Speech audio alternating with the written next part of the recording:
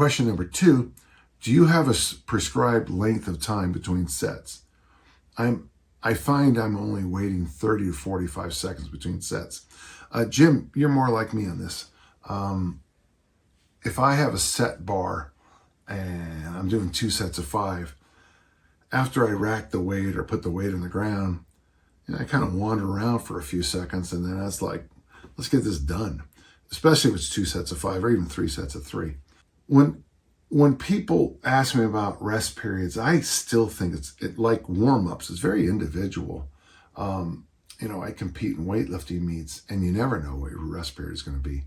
So I like to push my rest periods in training to prepare myself for meets.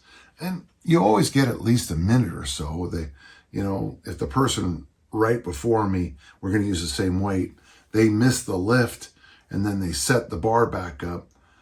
Then I hear, Dan John on the platform, I'm lifting right after them.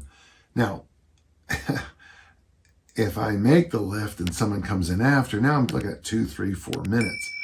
And that sounds like a long time, but at a meet, those lifts are big. So generally, I like to train myself to prepare myself for those 3 minutes or less to be ready to go. Let's just say, I have a couple of programs where I actually do measure rest periods.